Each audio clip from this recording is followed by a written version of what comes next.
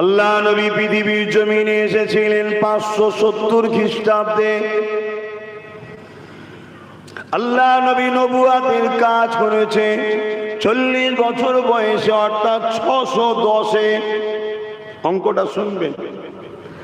আল্লাহ নবী মেরাজে গেছে, যেখান থেকে নামাজ রোজা এনেছে। তার আগে আমাদের জন্য নামাজ রোজা ফরজ ছিল না, অন্য নবী এনেছিল সেই উম্মতদের জন্য ফরজ। আমাদের জন্য নবী এনেছে মেরাজ থেকে। নবী আমার মেরাজে গেছেন 621-এ। 610-এ নবুয়াতের এলান করেছে, 621-এ মেরাজ থেকে নামাজ রোজা এনেছে। তাহলে 11টা বছর নবী আমার কি করেছে? এ যুবকেরা, তরুণেরা, আল্লাহ নবী তাআলা 11টা বছর ধরে কি করেছে ইতিহাস এটাই জানিয়ে দিল।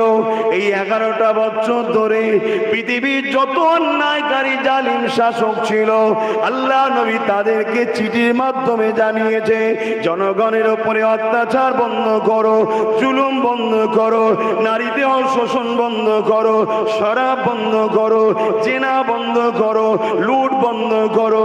পৃথিবীর জমিনে যে অত্যাচার হতো সেগুলোকে বন্ধ করার জন্য আল্লাহ নবী পৃথিবীর রাজাদের ঘরে চিঠি দিয়েছে। কোন কোন রাজাদের ঘরে? পৃথিবী বিখ্যাত তখন ছিল রোম। আজকে যেমন আমেরিকা বিখ্যাত, তখন দাদা ছিল পৃথিবীর রোম। পারস্য ছিল। 1000 বছরের ধরে যারা ক্ষমতায় টিকে ছিল, ওই পারস্যকেও চিঠি দিয়েছে। আল্লাহ নবী চিঠিটা পেয়ে পারস্যের হুকুমাত ছিঁড়ে টুকরো টুকরো করে ফেলে দিয়েছে। আল্লাহ নবীর কাছে এসে এক সাহাবী বলে, ইয়া রাসূলুল্লাহ, হাবিবাল্লাহ, আপনার চিঠিটাকে ছিঁড়ে টুকরো করে ফেলে দিয়েছে। আল্লাহ নবী বললেন, সাহাবী রে, মনে কষ্ট নিও না, ও আমার চিঠিকে টুকরো করেনি, ওর রাজত্বকে টুকরো টুকরো করে দিল। বাপেরা, নওজোয়ান তরুণেরা, আজকে শুধু নতুন নয়, আল্লাহ নবী নবী দয়া নবী যখন মক্কা জমিনের কথা বলতে লাগলো, ইনসাফের কথা বলতে লাগলো, ইনসানিয়াতের কথা বলতে লাগলো, গরিবের পক্ষে বলতে লাগলো, নারীদেরকে জিন্দু পুঁতে দেওয়া হতো, আল্লাহ নবী বন্ধ করার জন্য সংগ্রাম করতে লাগলো। এ যুবকেরা, তরুণেরা, আমার আম্মা জানেরা, বোনেরা, বিশেষ করে নারীরা দূর থেকে শোনেন, মনে রাখবেন, ইসলাম আপনাদেরকে অধিকার দিয়েছে, ইসলাম আপনাদেরকে বাঁচার রাস্তা দিয়েছে। 1000 বছর পিছিয়ে চলে যায়, এই পৃথিবীর জমিনে নারী হলে জেন্ত জেন্ত বাপেরাই পুঁতে দিত। আল্লাহ নবী নবী দয়া নবী তাদেরকে বুঝিয়েছে, না না, নারী কখনো অশুভ নয়। যার ঘরেতে প্রথম নারী সন্তান হয়, কন্যা সন্তান হয়, এর মানে হলো এই বাপটাকে মহান আল্লাহ জান্নাতে সংবাদ দেয়। আল্লাহ নবী তাদেরকে বুঝাতে লেগেছে, এ মক্কার মানুষেরা, এ পৃথিবীর মানুষেরা, নারীগুলোকে জিন্দু পুঁতে দিও না।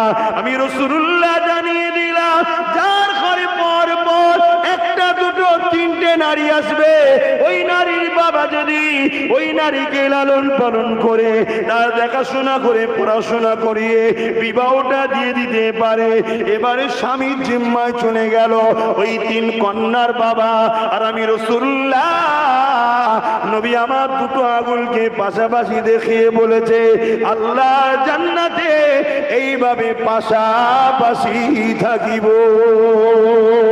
আরো জোরে বলুন সুবহান।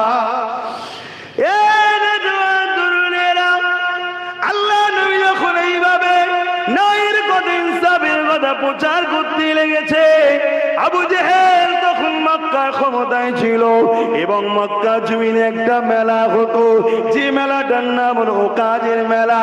ওই মেলাতে যেমন বাজারে আলু পটল কিনতে পাওয়া যায়, ওই মেলাতে গরিবের ঘরে ছেলে মেয়ে কিনতে পাওয়া যেত।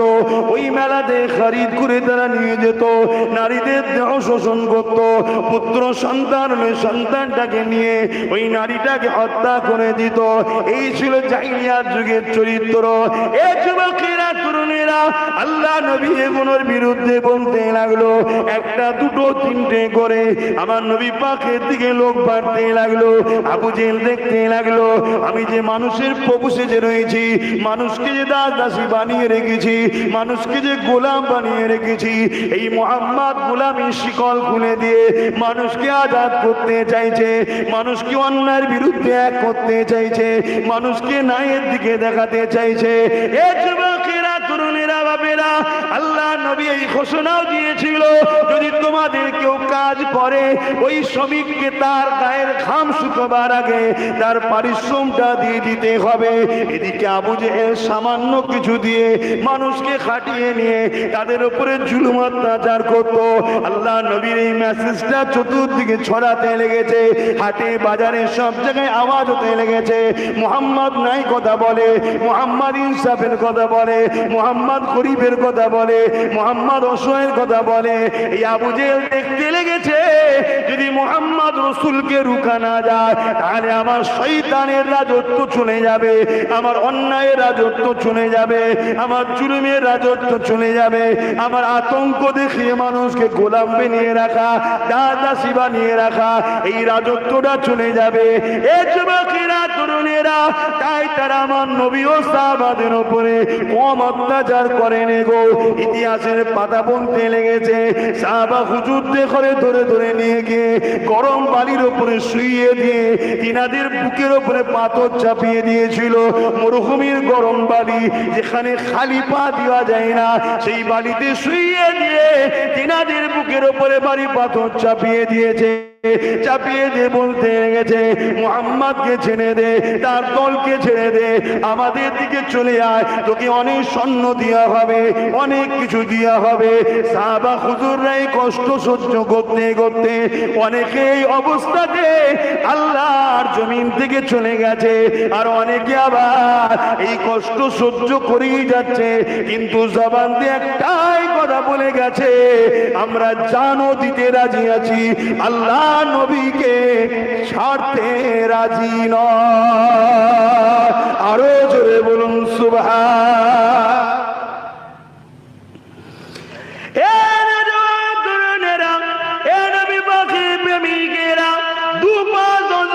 চলে যাবার পরে যখন শাসক রাস্তা দিয়ে হেঁটে যায়, তাকে কেউ চেনে না, পরাজিত হয়ে যাবার পর, কিন্তু আমার নবী পাকের গোলাম যত বয়স হয় তার ইজ্জত তত আল্লাহ বাড়াতে থাকে।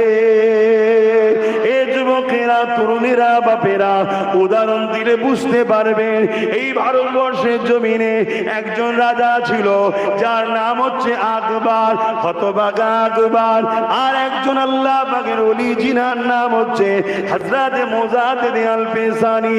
হতভাগা আকবর কোরআনের বিরোধী করে দ্বীনে ইলাহি নামে একটা কিতাব বার করেছিল, আর মুজাদ্দিদ আল-পেশানি ওই আকবরের বিরোধী করেছিল। আজকে বলুন তো দেখি, একজন কেউ বলতে পারবে যে আকবরের কবর কোথায় আছে, আকবরের সমাধি কোথায় আছে? আকবরের সমাধির কাছে কেউ কি যায়? তার ছেলে পুলে নাতি পুতা কোথায় আছে? কেউ কি খোঁজ রাখে? না, খোঁজ রাখে না। অথচ সে ভারতের রাজা ছিল, মুগলে আজম বলা হতো। আর মুজাদ্দিদ আল-পেশানি কোন রাজা ছিল না, নেতা মন্ত্রী কেউ ছিল না, আল্লাহ পাকের নবীর প্রেমিক ছিল, আল্লাহ পাকের দিবানা ছিল। আজকে কতদিন হলো চলে গেছে, আজও কোটি কোটি লোক পুরো ভারতের বাইরে থেকে মুজাদ্দিদ আল-পেশানির দরবারে গিয়ে এখনো হাজিরি তারা দেয়। কেন? রাসূলুল্লাহর সঙ্গে সম্পর্ক, আল্লাহকে ভালোবেসেছে তাই।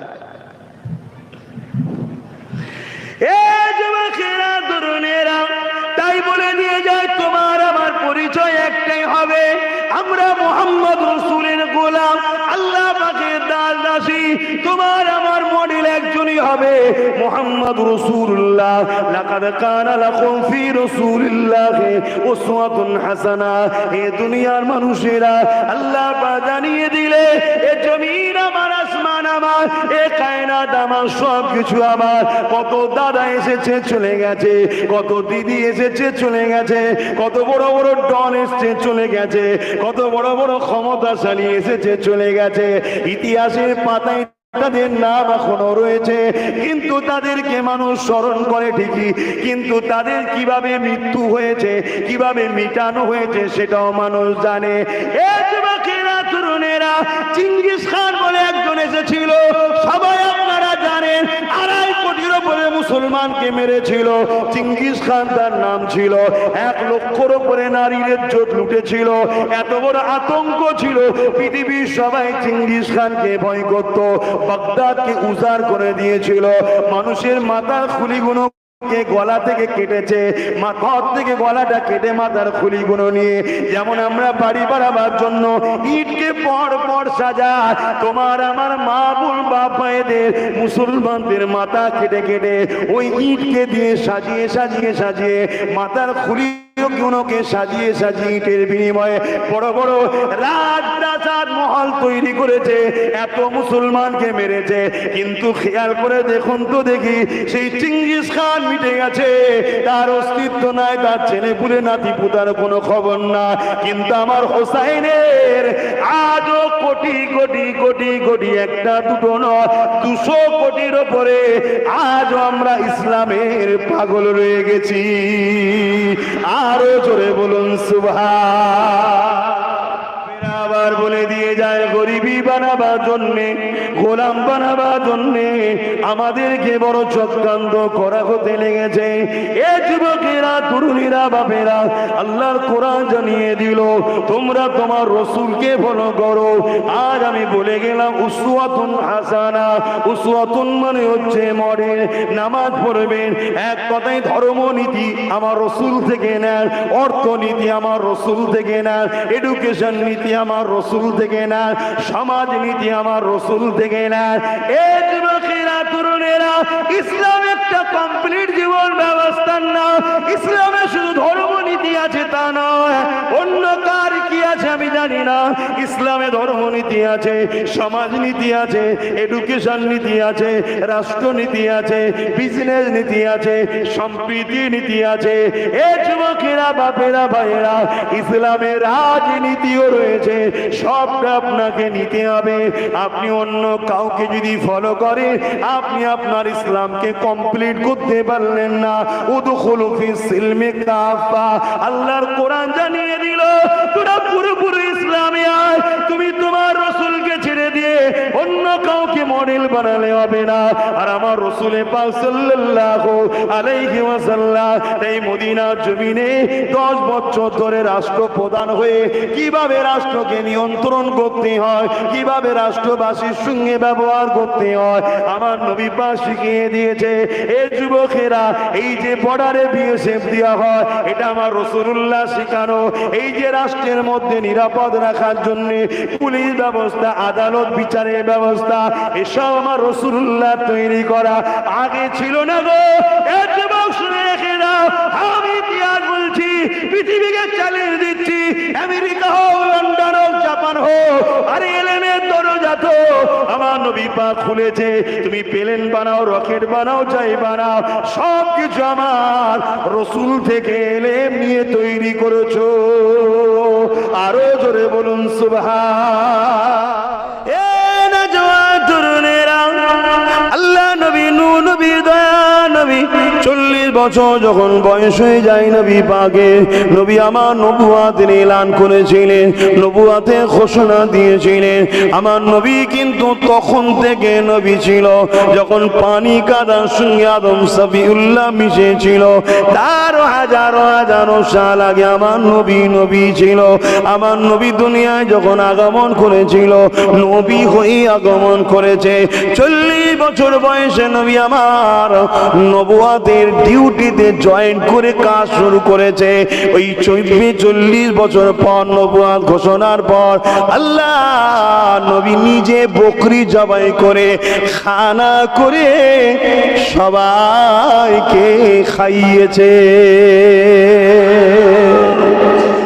হাদিসের ভাষায় ইখতিলাফ, অনেকে বলে আকিকা নবী করেছে, কিন্তু বেশিরভাগ মুহাদ্দিসিনদের মত হলো নবী নিজের মিলাদ আগমনের খানা নবী নিজে করে খাইয়েছে। কিছু উলামারা বলেন নবী আকিকা করেছে। তিনাদের কথাটাই যদি ধরে নেওয়া হয়, আকিকা কেন করা হয়?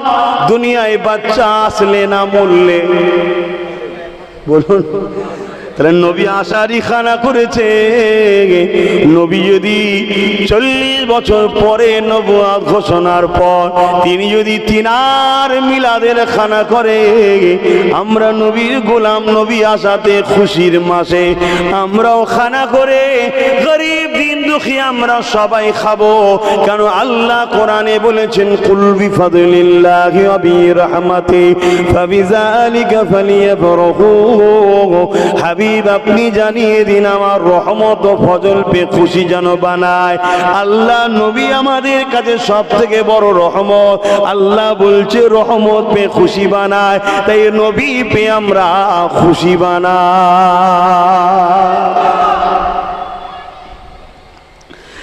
এ নওজওয়ান তরুণেরা, এ নবী পাকের প্রেমিকেরা, আল্লাহ নবী জীবন দুনিয়া জমিনে আগমন করেছিলেন 570 খ্রিস্টাব্দে 12 রবিউল আউয়াল সোমবার শুভেচ্ছা থেকে সময় আমার আল্লাহ পাক আমার নবী পাককে যখন দুনিয়ায় পাঠিয়েছিলেন, ওই বছরে আমার আল্লাহ নবীর খাতিরে কি করেছিলেন শোনেন। আমরা তো সামান্য কিছু তাবারুক বিতরণ করে থাকি। আমার আল্লাহ নবীজি বছরে এসেছে, ওই বছরে পুরো আরবের প্রত্যেকটা ঘরে যাদেরই গর্ভে সন্তান ছিল, আমার আল্লাহ প্রতিটা মায়ের সন্তান বেটা ছেলে সন্তান দিয়েছে। আরো জোরে বলুন সুবহান। এ নওজওয়ানেরা, আল্লাহ তিনাকে পাঠিয়েছে কি জন্যে? যাতে করে আমার আপনার সঙ্গে আল্লাহ পাকের সম্পর্কটা জুড়ে দেবে। তাই রসুল ছাড়া আল্লাহর সঙ্গে সম্পর্ক জুড়ার দ্বিতীয় কোনো অপশন নাই। তাই নবী পাকের কদমে আমাদেরকে যেতে হবে। নবী আমাদের ঘরে আল্লাহর কুদরতি কদমে নিয়ে যাবে। এই ওলিয়া উলিয়াদের কাজ, নবীর ওয়ারিস আলেমে হাক্কানীদের কাজ কি? তিনারা আমাদেরকে আপনাদেরকে ধরে ধরে নবী পাকের কদমে নিয়ে যায়। নবী পাক আল্লাহ পাকের কদম কুদরতি কদমে নিয়ে যায়। এই নওজওয়ানেরা, এই মাসে 12 তারিখে আম্মা আমিনা বলেন, আমার বাচ্চা যখন দুনিয়া জমিনে আসবে, আমি আমিনা আমার গর্ভে রয়েছে, কিন্তু আমি আমিনা অবাক হতে লাগলাম। আমার শরীর থেকে এত খুশবু বেরোতে লেগেছে, ওই খুশবুই দিক ওদিক এলাকা খানা খুঁজে জড়িয়ে যাচ্ছে। আমি যে ঘরের মধ্যে প্রবেশ করি, ওই ঘরখানা খুশবুতে ভরে যেতে লেগেছে। আম্মা আমিনা হুজুরের পরিবারের সদস্য নারীরা বলতে লেগেছে, আমিনা যখন হাম্মাম খানা গোসল খানাতে বেরোতো, আমরা তারপরে যখন প্রবেশ করতাম, আমরা মনে করতাম আতরের ফ্যাক্টরিতে যেন ঢুকেছি। একদিন আম্মা জানকে মহিলারা সব জিজ্ঞাসা করে, ও মা আমিনা, এ আতর কোথা থেকে মাখো মা, কোথা থেকে পাও মা, এত খুশবু কেন মা আমিনা? আম্মা আমিনা নিজে থুতুটা জমিনে নিক্ষেপ করে বলে, দেখেন দেখেন, শুধু শরীর থেকে নয়, থুতু থেকে খুশবু বাইর হয়। এই খুশবু আমিনা মাখে না, আমিনার খুশবু নয়, এই খুশবু হলো সাইয়্যিদুল মুরসালিনের খুশবু। আরো জোরে বলুন সুবহান। আবার পুনরায় ফিরে যান, এই মাসে 12 তারিখে আম্মা আমিনা বলে, আমার বাচ্চা দুনিয়া জমিনে আসবে। আমি আমিনা বড় আনন্দ খুশিতে রয়েছি, কেননা সাইয়্যিদুল মুরসালিনের আমি মা হয়েছি, রাহমাতাল লিল আলামিনের মা হয়েছি, আল্লাহর দোস্তর আমি মা হয়েছি। সত্যি তো আমিনা, আপনার মতো মা পৃথিবীতে আসেনি আর আসবে না। কি নসিব মা আমিনা, পৃথিবীর জমিনে এমন মা দ্বিতীয় পাওয়া যাবে না। রাহমাত রহমতের নবীর মা আপনি হয়েছে। এই আম্মা আমিনা বলে আমি বড় আনন্দের মধ্যে রয়েছি, বড় খুশির মধ্যে রয়েছি। এমন সময় আমার দিন একেবারে কাছে এসে গেছে। আমি আমিনা অবাক হয়ে যেতে লাগলাম। আমি শুধু ঘরের মধ্যে ভাবতে লেগেছি, নারীদের বাচ্চা বা সময় অন্য নারীদের প্রয়োজন হয়, আমার সন্তান আসবে। আমার ঘরে তো অন্য কোনো নারী ছিল না। আমি একটু কিন্তু বড় টেনশন নিতেছিলাম। হঠাৎ করে দেখলাম আমার ঘরে সুন্দরী সুন্দরী দুটো নারী হাজির হয়ে যায়, যাদেরকে দেখে আমি আমিনা অবাক হয়ে গেলাম। আমি জানতে চাইলাম বেটিরা তোমরা কারা? তারা বলতে লাগলো আম্মা আমরা দুনিয়ার কোন নারী নয়, মুহাম্মদ রাসূলের আম্মা সেবা করার জন্য আল্লাহ আমাদেরকে জান্নাত থেকে পাঠিয়েছে, আমরা হলাম জান্নাতি হো। আরো জোরে বলুন সুবহান। এ নজওয়ানেরা, আমার আম্মা জানেরা, প্রত্যেকে বাড়িতে এই মাসে বাচ্চাদেরকে নিয়ে বসেন, বাচ্চাদেরকে নিয়ে বসে ডেকে ডেকে বলেন, শোনো গো বাবুরা, আমার নবী তোমার নবী দোনোজানের সুলতান এই মাসে 12 তারিখে এসেছে, জিনাকে আমাদেরকে আল্লাহ ইমাম করেছে, জিনার কথা আমাদেরকে মেনে চলতে হবে। তিনি যখন দুনিয়া জমিনে এসেছিল, আম্মা জান আমিনা বলে প্রত্যেকটা নারী সন্তান হলে নাপাক হয়ে যায়, প্রত্যেকটা নারীর সন্তান হলে রক্ত প্রবাহিত হয়, প্রত্যেকটা নারীর সন্তানের নাভির সঙ্গে মায়ের নাভির কানেকশন থাকে। অর্থাৎ নারীদের মাসে যেটা হয় ওটা মায়ের নাভির সাথে বাচ্চার পেটে দেওয়া হয়। কিন্তু আমিনা বলে আমার কোনো মাসে বন্ধ হয় না, এবং আমার বাচ্চা যখন দুনিয়া এসেছে আমি নাপাকও হইনি, রক্ত বাইর হয়নি, এবং আমার বাচ্চা মুহাম্মাদের সঙ্গে আমার নাভির কোনো কানেকশনও ছিল না। এ যুবকেরা, এ থেকে প্রমাণ হয় পবিত্র নবী পাক নবীকে আল্লাহ নাপাক রক্তটা দেয়নি দেয়নি দেয়নি। এ দুনিয়ার মানুষ আল্লাহ আলাম আমার নবী কিভাবে এসেছে আল্লাহ ভালো জানে। কেন আম্মা আমিনা বলেন আমার শরীরে একটা ঝাঁকুনি হয়েছে, আমার ঘুমটা ভেঙে গেছে, কোনো যন্ত্রণা ব্যথা বেদনা নয়, চোখটা খুলে দেখি আমার ঝুপড়ি ঘরটা আলোয় আলোকিত, আমি যেদিকেই তাকাই চোখের পর্দা সরে গেছে, মাগরিব থেকে মাশরিক সব আমিনা দেখতে পাচ্ছে। আরো জোরে বলুন সুবহান। আল্লাহ নবী সারা জীবনটা আমাদের জন্য কেঁদেছে, আমিনা লাল ভুলে যাই না, তার প্রমাণটা দিয়ে যাই শোনে। আল্লাহ নবী যখন শিশুবেলায় দোলনায় দুলতেছিল তখনও আমার আপনার জন্য কেঁদেছে, হযরত দুদমা হালিমার কাছে যখন ছিল তখনও আমাদের জন্য কেঁদেছে, সারা জীবনটা আমার আপনার জন্য কেঁদেছে। কখনো খাতুনে জান্নাতের সংসারের জন্য কাঁদেনে, কখনো নিজের খাদ্যর জন্য কাঁদেনে। যখনই কেঁদেছে জবান দিয়ে বেরিয়েছে আল্লাহ আমার উম্মত উম্মতিদের কি হবে উপায়। এ যুবকেরা, বাপেরা, মায়েরা, বোনেরা, সে আমিনা লালকে মহব্বত করে, সে আমিনা লাল যে দিন রেখে গেছে ওই দিনকে মজবুত করে ধরে, ওই দিনকে মিটাবার জন্য হাজারো চেষ্টা আগো হয়েছে আজও চালাচ্ছে।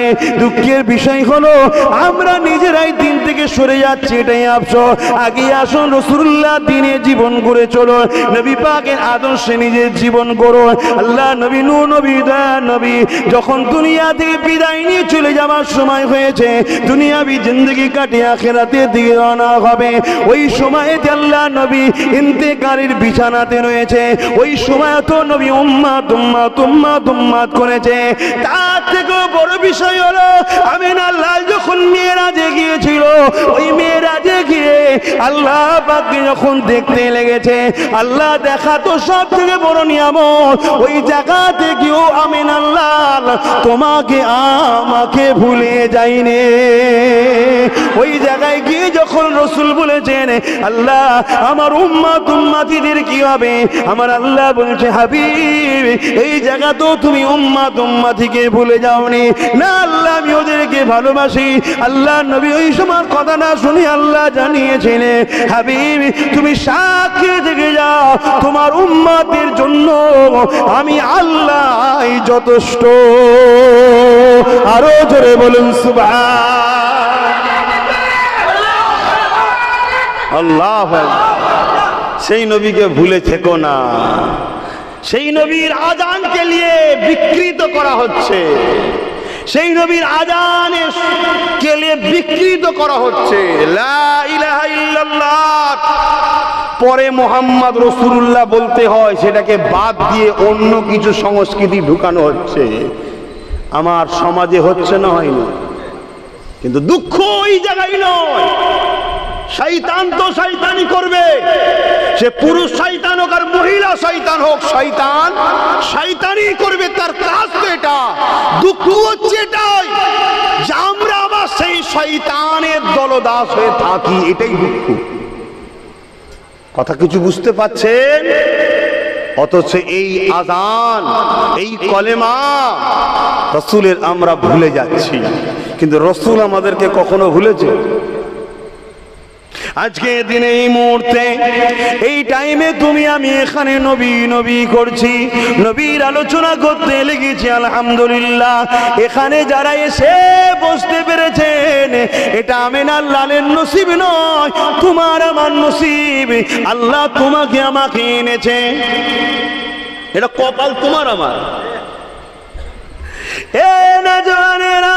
এই মুহূর্তে এই টাইমেও মদিনার জমিনেতে আল্লাহ নবী সিজদায় পড়ে গিয়ে ইয়া রাব্বি হাবলি ইয়া উম্মতি ইয়া উম্মতি, আল্লাহ নবী এখনো তোমার আমার জন্য কাঁদতেছে। শোনো আমার আব্বা জান, মায়েরা, বোনেরা, বাবেরা, যেদিন আল্লাহ দুনিয়াকে ফানা করে দেবে, আল্লাহ যদি কিয়ামত ঘোষণা করে দেবে, ওই দিনে আল্লাহ জিবরাইলকে পাঠাবে, জিবরাইল যাও দুনিয়ার জমিন থেকে আমার হাবিবকে যে তুলে নিয়ে আসো।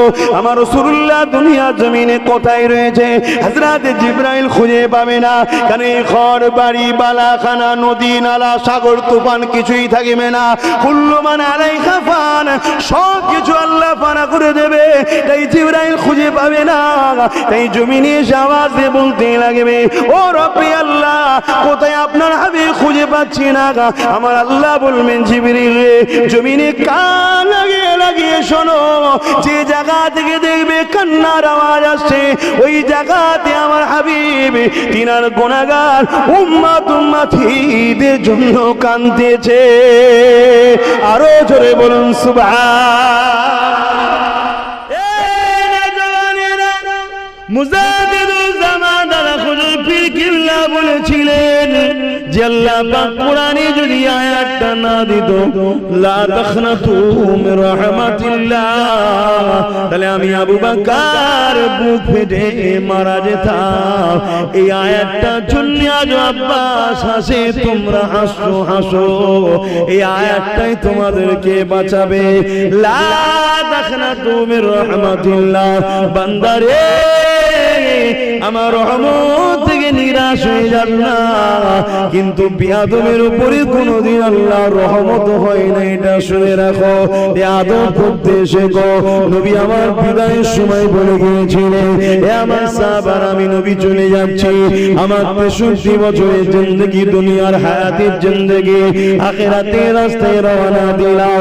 আমি নবী তোমাদেরকে ৩টে জিনিস রেখে যাচ্ছি। প্রথম নম্বর হলো কিতাবুল্লাহ, আল্লাহর কিতাবকে মজবুত করে ধরবে।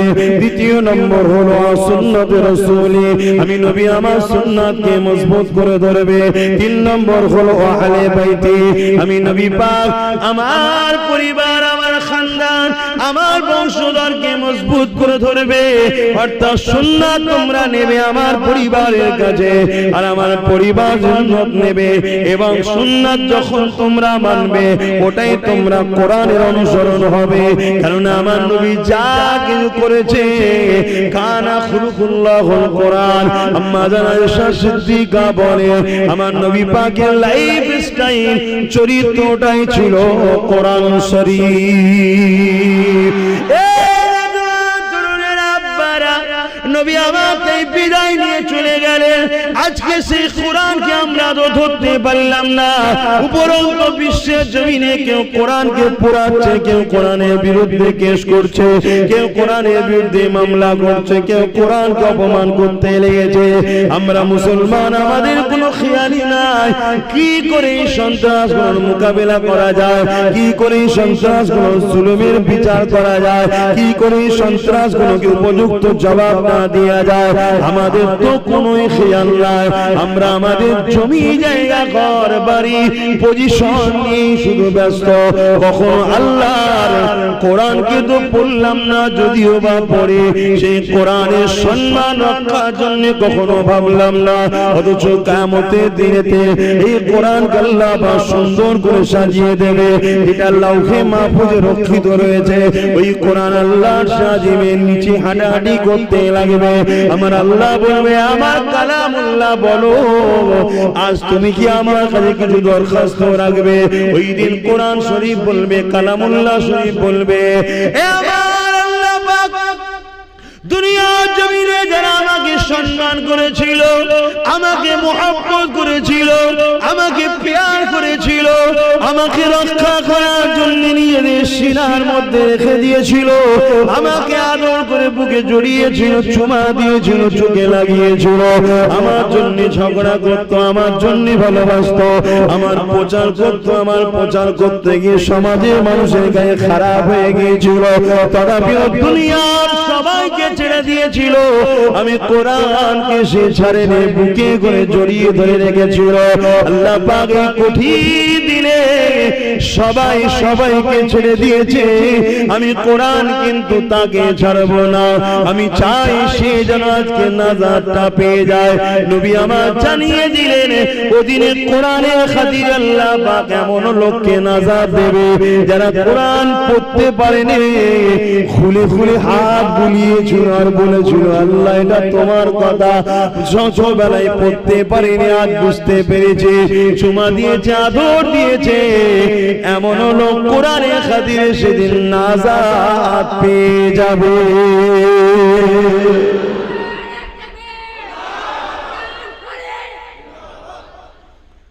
ভেবে দেখো,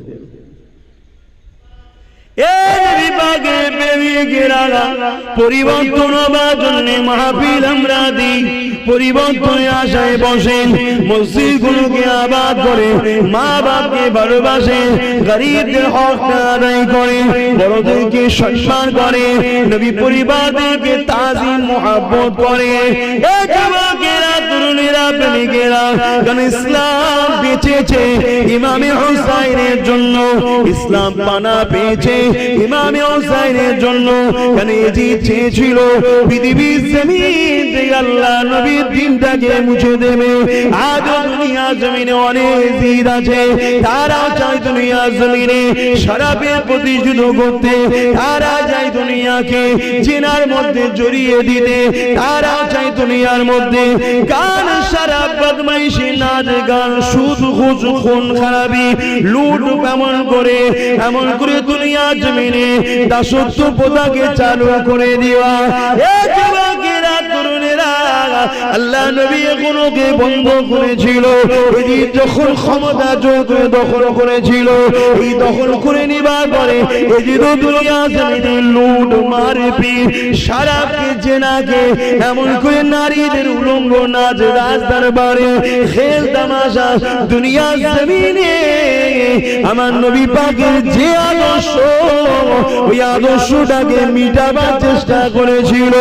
এই যুবকেরা, তরুণেরা, সবার ইমানের পাওয়ার সমান হয় না জানি, অনেকে ভুলেও মেনে নিয়েছে, অনেকে ইচ্ছা না থাকলেও উপায় নাই তাই মেনে নিয়েছে, আবার অনেকে জিদের সঙ্গে সাথ দিয়ে আল্লাহ নবীর দিনকে মিটাবার জন্য চেষ্টা করেছে।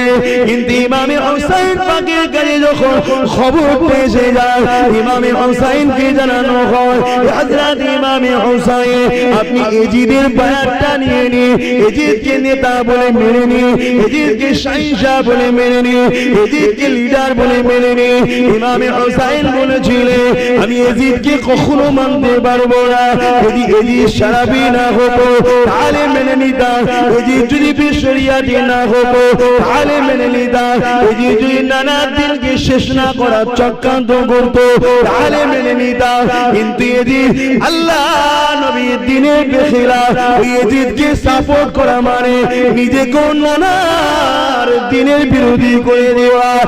নবীর উম্মতেরা আজ আপনারা ভেবে দেখুন, আমরা যদি কোনো সারাবিকে সাপোর্ট করি, নবীর উম্মত নবীর দ্বীনকে মিটাবার চেষ্টা আমরাও করছি, যদি বলেন না করেনি তাহলে ইমামে হুসাইন কেন বললো এজিদকে সাপোর্ট করা মানে নানা দ্বীনকে আমি হুসাইন ধ্বংস করতে চাইছি।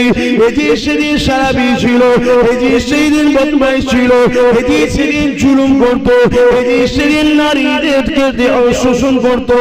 আজও দুনিয়ার জমিনে কেউ যদি এমন লোক নেতৃত্ব যায় যাদের মধ্যে খসলত গুণ রয়েছে, তাহলে এরা আজকে দিনের এজিদ, এদেরকে সাপোর্ট করা মানে আমরা নবীর উম্মত বলছি, কিন্তু আমরাও নবীর দ্বীনকে মিটাবার জন্য চেষ্টা করছি। এই বিশ্বাসের কোনো বিশ্বাস না, পরিবর্তন হয়ে যান, ফিরে আসে, আল্লাহকে ভয় করেন, নবীকে ভালোবাসে, নবীর দ্বীনের যদি উপকার করতে না পারে নবীর দ্বীনের ক্ষতি করে ফেলবেন না, কারণ নবী আমার এই দ্বীনের জন্য পেটে 3 দিন পাথর ফেলে কাটিয়েছে, নবী আমার এই দ্বীনের জন্য ঘর ছেড়ে দিয়ে পাহাড়ে গিয়ে 1 মাস গাছে পাতা ফল মূল খেয়ে আল্লাহ নবীর জিন্দেগি যাপন করেছে।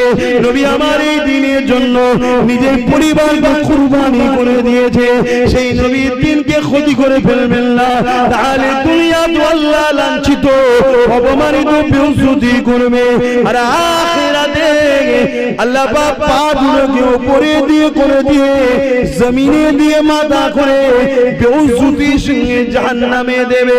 আর দুনিয়া জমিনে যদি একটু কষ্ট করে নবীর দ্বীনের পক্ষে থাকতে পারে, অবশ্যই আল্লাহ পাক কিয়ামতের দিনে ইমামে হুসাইনের কাতারে আল্লাহ পাকে জান্নাতটা দিয়ে দেবে।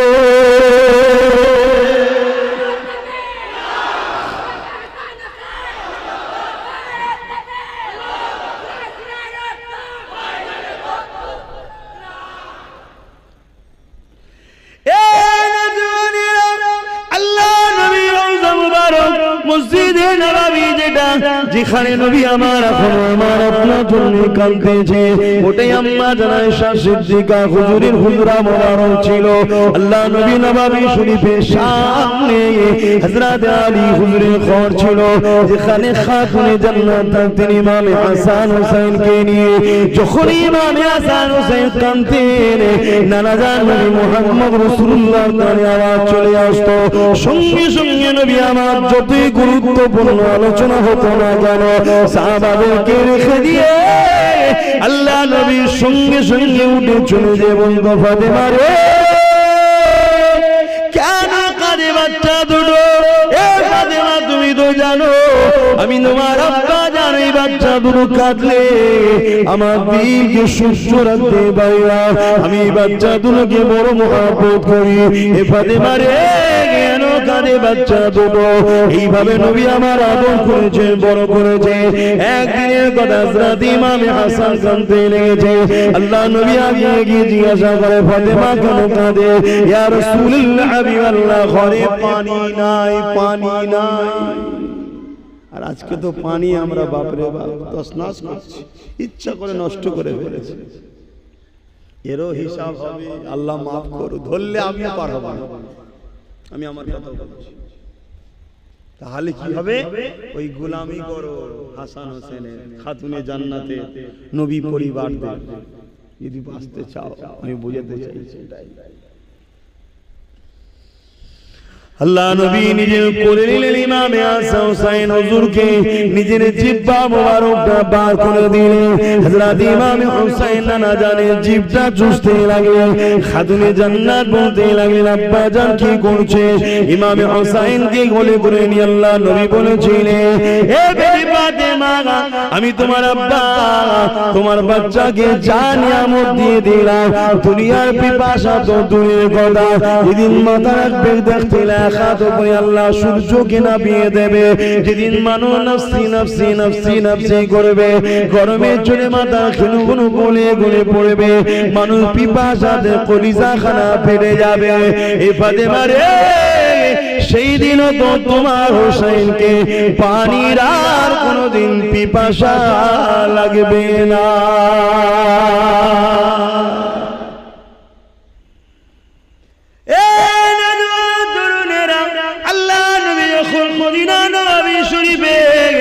এমন করে নবী আমার বসে থাকতেন, আল্লাহ নবী কোন কাজ একা একা আল্লাহ ধ্যানে রয়েছে, নবী আমার বসে রয়েছে।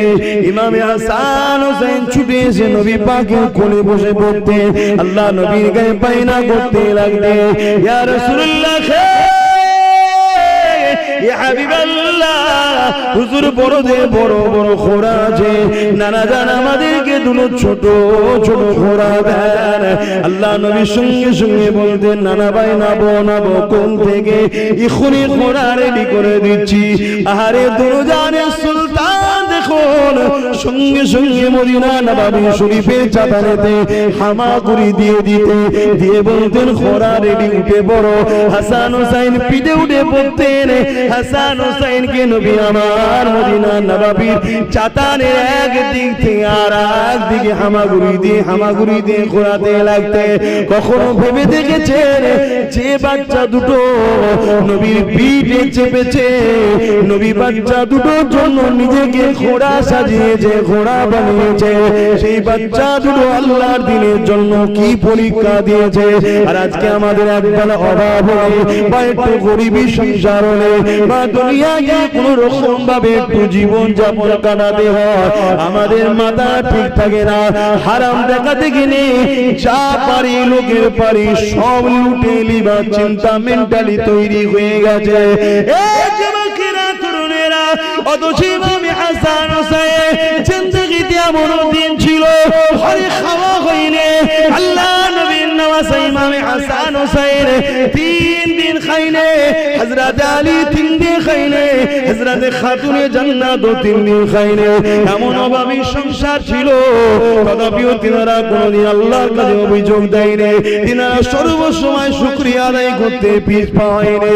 একদিন হযরত আলী বলতে লাগলো, এ খাতুনে জান্নাত, খবর পেলাম তোমার আব্বা জানের কাছে কেউ একজন বকরি খাসি নজরানা দিয়েছে, যাও ওটাকে যে নিয়ে আসো, ওটাকে নিয়ে তাহলে আমাদের সংসারটা হয়ে যাবে, আমরা ওটাকে জবাই করে পরিবারে খাবো।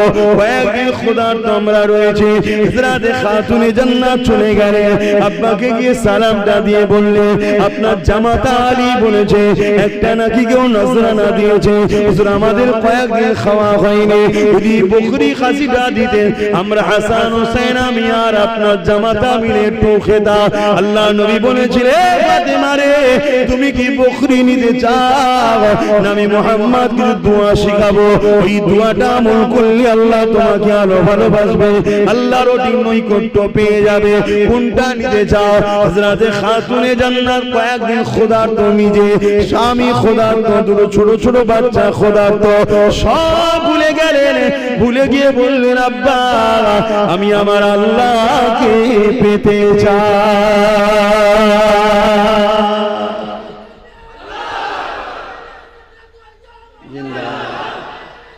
আল্লাহ দেখো, অথচ সেই খাদ্যটাও হালাল খাদ্য। যদি বাপ নজরানা দিতে যে না আব্বা না আপনি নজরানা দেন, আমি খাওয়া দাওয়া করবো, হালালই খাদ্য। কখনো কি রাত্রির শুবার সময় আল্লাহ নবীর কথা কি মনে পড়ে না? যাহারে বাবারা নবী, মা গারা নবী, এতিম এসির নবী আমার আমাদের জন্য কতটা কষ্ট করেছে, কখনো কি মনে পড়ে না? আল্লাহ নবী এই দিনের জন্য কতটা কষ্ট করেছে, আল্লাহ নবী দান্দা মুবারক শহীদ হয়েছে, নবী পাকের উপরে কত জুলুম কত কষ্ট দিয়েছে। আল্লাহ নবী নবীকে আবু জেহেল কত অপমান করেছে এই দিনের জন্য এই নবীর উম্মত হিসাবে আমরা দিনের খেদমত করব, আমরা দিনের প্রচার করব। আমার যতটুকু সামর্থ্য আছে যে এগিয়ে যাচ্ছে তার পাশে দাঁড়িয়ে আমার সামর্থ্যটুকু তাকে সাহায্য করব। এই যুবকেরা কখনো যদি কেউ এগিয়ে যায় দিনের জন্য আমি তার সঙ্গে পায়ে পা মিলিয়ে তার পিছু পিছু এগিয়ে যাব। কেউ যদি দিনের জন্য কিছু কারিগর তৈরি করে আমি আমার সামর্থ্য মতো তার কারিগরিতে আমি সহযোগিতা করব। কেননা নবী আমার সারা জীবনটা আমাদের জন্য কেঁদেছে, আজও কাঁদছে, কিয়ামতের দিনে কাঁদবে। বাপারা মা খারা এতিম নবী আমার এই দিনের জন্য কত কষ্ট করেছে। আল্লাহ নবী নওয়াজা হযরত ইমাম হুসাইনকে নিয়ে আল্লাহ নবী নিজের কোলে বসিয়ে দিয়ে চুমা দেয় আর চোখের পানি হুসাইনের গায়ে পড়তে লেগেছে। এত কাঁদে আল্লাহ নবী চোখের পানিতে হুসাইন ছোট্ট হুসাইনের গা মোবারক ভিজে যেতে লেগেছে। এমন সময় সাহাবারা জিজ্ঞাসা করলেন, ইয়া রাসূলুল্লাহ হাবিবাল্লাহ, আপনি বাচ্চাদেরকে বড় ভালোবাসে, আপনি বাচ্চাদেরকে বড় পিয়ার করে।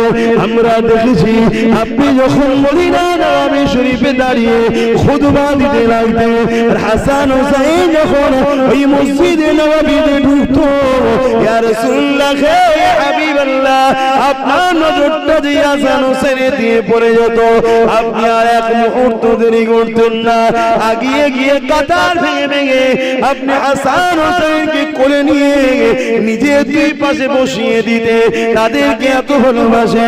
ইয়া রাসূলুল্লাহ ইয়া হাবিবাল্লাহ, আমরা দেখেছি এই বাচ্চা দুটোকে কাঁধে করে আপনি যখন বাজারে যেতেন দুদিকে কাঁধে তুলে নিয়ে ঘুরে বেড়াতেন। ইয়া রাসূলুল্লাহ ইয়া হাবিবাল্লাহ, কিন্তু আজকে আপনি এই হুসাইনকে নিয়ে এত কেন কাঁদে? আল্লাহ নবী বলেছিলেন, ইয়া আমার সাহাবারা, আমাকে ফেরেশতা জানিয়ে দিয়েছে আমার আল্লাহ দিনের জন্য এই বাচ্চার উপরে এত পরীক্ষা আসবে। কারবালার ময়দানেতে আমার উম্মত দাবিদারকারীরা একদল লোকেরা আমার এই বাচ্চার উপরে অনেক অত্যাচার করবে, আমার বাচ্চাকে পানি পর্যন্ত দেবে না, অথচ পৃথিবীতে পানি হয় আমি রাসূল আমার ওসিলা করে তামাম কায়নাতে যা কিছু আছে আল্লাহ আমার জন্য তৈরি করেছে, আমার বাচ্চাকে পানি পর্যন্ত পান করতে দেবে না। আর কারবালার ইতিহাস খুলে দেখে না, হযরত আলী আসগরকে যখন পানি পান করাতে নিয়ে গিয়েছিল ইমাম হুসাইন, ওই সময় নিয়ে যাওয়ার পরে সীমারে দলের লোকেদেরকে হযরত ইমাম হুসাইন বলেছিলেন, এই দিনের দলের লোকেরা, তোমাদের মনে হয় হুসাইন যদি পানি পান করে যাও এই বাতকে আর ঠান্ডা করা যাবে না, এই আলী সন্তানকে আর রুখা যাবে না, এই পিপাসায় আমাদেরকে কমজোর করতে চাইছো। এই দিনের দলের লোকেরা, আমি হুসাইন কথা দিলাম এক কোট পর্যন্ত পানি পান করব না, এক কাতরা পর্যন্ত পানি পান করব না। কিন্তু দেখো এই ছোট্ট বাচ্চাটা 1 বছর বয়স এখন হয়নি, একে একটু পানি পান করতে দাও, গলাটা শুকিয়ে যাচ্ছে, বারবার টানতে লেগেছে। এই জিরে লোকেরা এই বাচ্চাটাকে পানি পান করতে দাও, কাল কিয়ামতের ময়দানে যেদিন সবাই পানি করে পাগল হয়ে যাবে, আমার নানা জানাবে কাউসারের পানির মালিক হয়ে গেছে। ইন্না আতাইনাকাল কাউসার, কাউসার আল্লাহ দান করে দিয়েছে, সেদিন তোমাদেরকে বলি পানি পান করাবো। হতভাগা নিষ্ঠুর পাষাণ জালিমেরা, আরে নবী পরিবারের উপরে কি জুলুম হয়েছে দেখো, কি রকম আল্লাহর পরীক্ষা হয়েছে দেখো। এইভাবে জালিমরা সহ্য করলো না, যখন ইমাম হুসাইন পানি পান করাতে যাবে, দূর থেকে এক সন্ত্রাস জালি তীরকে লক্ষ্য করলো, ছোট্ট বাচ্চা আলী আসগরের এই শাকির এখানে এসে তীরটা লাগলো, আর একদিকে বেরিয়ে গেল, পিচকিরিতে বাচ্চার রক্তটা নিজের সিনা মোবারকে জামায় লেগে গেল। বাপ নিজের বছরের বাচ্চাকে পানি পান করাতে পারলো না। বাচ্চারা ছটফট করতে লাগলো, লড়তে লড়তে আস্তে আস্তে বাপের হাতে ঠান্ডা হয়ে গেল। আসমানের দিকে তাকিয়ে ইমাম হোসেন বলেছিলেন, আল্লাহ ইব্রাহিমকে পরীক্ষা নিয়েছে বাচ্চা কুরবানির জন্য। ইব্রাহিম পরীক্ষায় আগিয়েছিল, কিন্তু ইব্রাহিমের বাচ্চা কুরবানি হয়নি। আজকে হোসেন তোমার দিনের জন্য নিজের ছোট বাচ্চাকে কুরবানি দিয়ে দিল। তাই বলে দিয়ে যায়, এত গাফলতি ভালো না। নামাজটা পড়ো, রোজাটা রাখো, বাবাকে খেদমত করো, হালাল খাও, হারাম কাজ করো না, হারামকে সাপোর্ট করো না, চুরি করো না, চোরদেরকে সাপোর্ট করো না, মদ খেও না, মাতালদের সাপোর্ট করো না, জুয়া খেলো না, জুয়াখোরদের সাপোর্ট করো না, গান শোনো না, গানকারীদের সাপোর্ট করো না, মিথ্যা বলো না, মিথ্যাবাদীদের সাপোর্ট করো না, জালিম করো না, জালিমদের সাপোর্ট করো না। মানুষ শুনে রেখে দেয়, ইমামে হোসেন নিজের বাচ্চাকে নিয়ে নিজের স্ত্রীর কাছে ফিরে আসছে। নিজের স্ত্রীকে দিয়ে বলতে লেগেছে, তোমার বাচ্চা কোনোদিন পানির জন্য আবদার করবে না। ওই সময় হঠাৎ করে বলে উঠলো, আমার প্রাণের স্বামী দেখেন, আপনার বাচ্চার দিকে একবার তাকিয়ে দেখে। ইমামে হোসেন তাকিয়ে দেখে, ছোট্ট বাচ্চা আলী আসগারের তখন ডান হাতটা কিন্তু খুলচার মরছে, খুলচার মরছে। কেউ বলে উঠলো, ইমামে হোসেনের খুন প্রমাণ করে দিয়েছে, বাবা আমাকে একটা তরোয়াল দাও, নানা দিনের জন্য আমিও লড়তে চাই।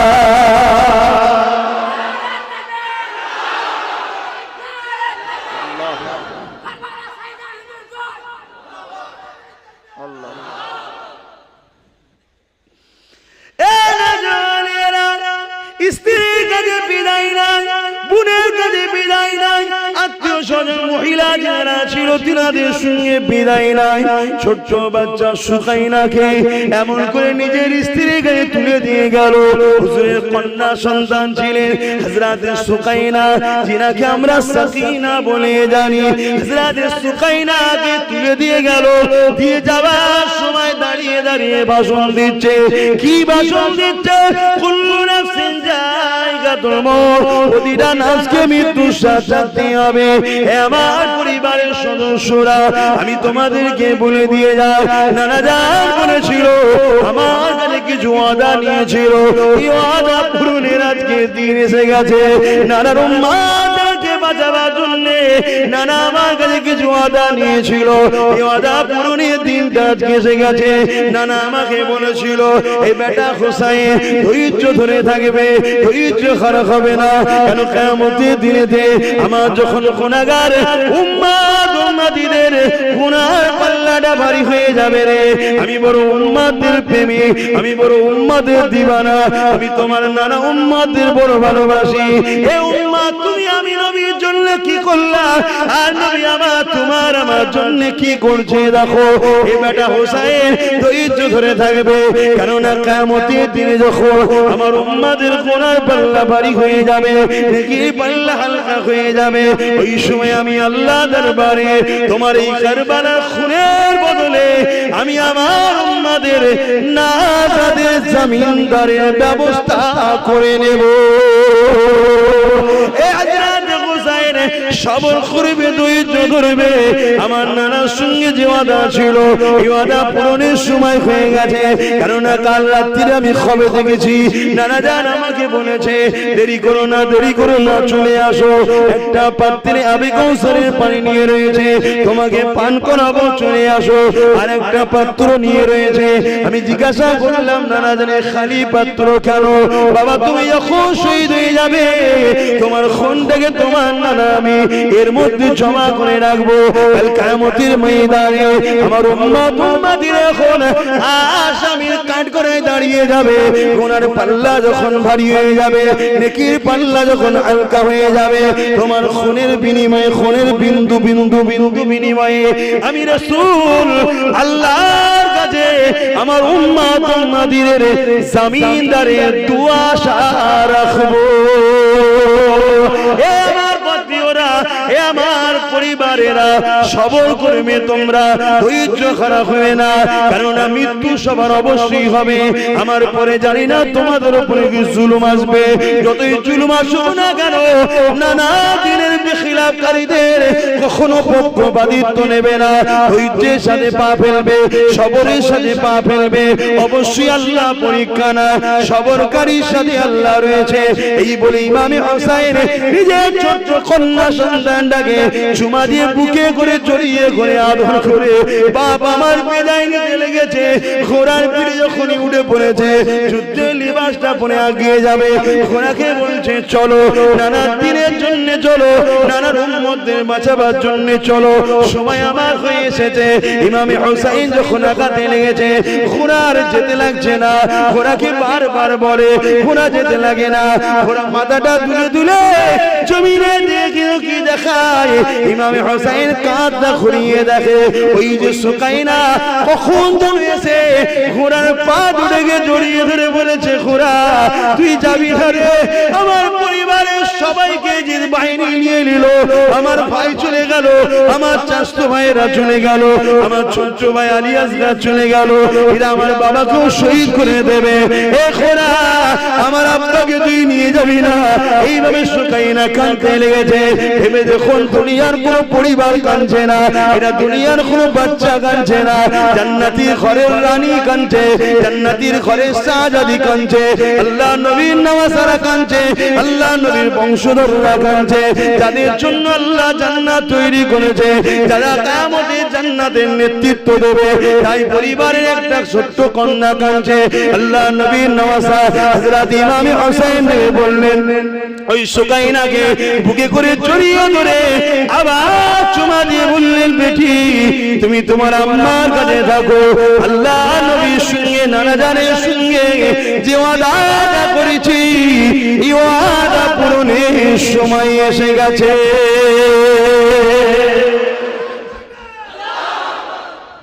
আহা, কি কুরবানি তারা দিয়েছে, তারা কি ত্যাগ স্বীকার করেছে। আমরা তো কিছুই করতে পারলাম না দিনের জন্য, অথচ আমরা এমন ভাবে ঘুরে বেড়াচ্ছি যেন আমরা সব জেনে গেছি, আমরা সব জান্নাতের সার্টিফিকেট মনে পেয়ে গেছি। নাউজুবিল্লাহ, আল্লাহ আমাদেরকে বুঝার তৌফিক দেন। রসুল আমার আল্লাহর দোস্ত আখিরি নবী, আমরা যে তার আদরের উম্মত, উম্মত করলাম কি, আমরা যে তার আদরের উম্মত, উম্মত করলাম কি। নবীজিকে বাঁচাতে তীর বর্ষার আঘাতে, নবীজিকে বাঁচাতে তীর বর্ষার আঘাতে, কত সাহাবারা দিল যে প্রাণ পাখি,